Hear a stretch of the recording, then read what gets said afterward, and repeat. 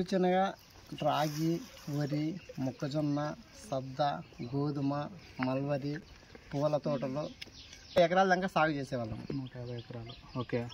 ఇది రిజర్వాయర్ కట్టక ముందు బోర్లు ఇంకా మేము సాగు చేసుకుంటుండే వాళ్ళము. రిజర్వాయర్ కట్టిన తర్వాత మీకు ఏమేమి నష్టాలు జరిగినాయి?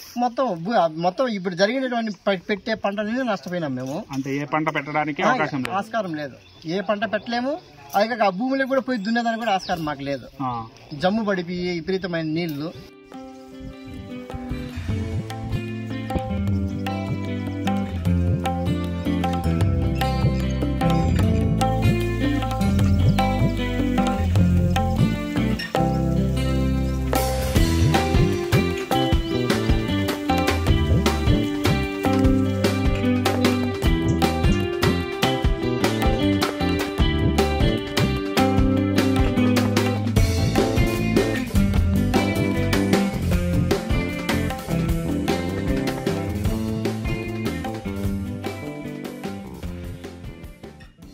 ఆ రిజర్వాయరు అది చెర్లోపల్లి రిజర్వాయర్ అంటారు. ఆ రిజర్వాయరు కట్టినప్పటి నుంచి ఇక్కడుండే పొలాలన్నీ ఆ ఊట నీరు చేరి ఇదంతా మొత్తం జమ్మి మలిచి పాడుపడిపోయింది.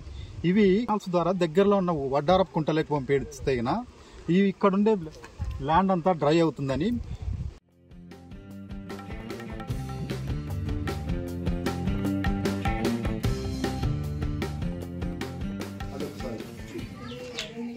మల్లింపు కాలువకు మట్టి పనులు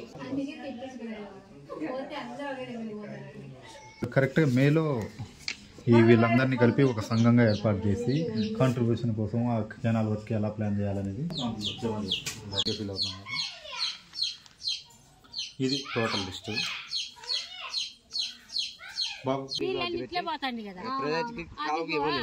అట్లంతా ఆరింది. ఈ జమ్ము ఉండేది మాత్రం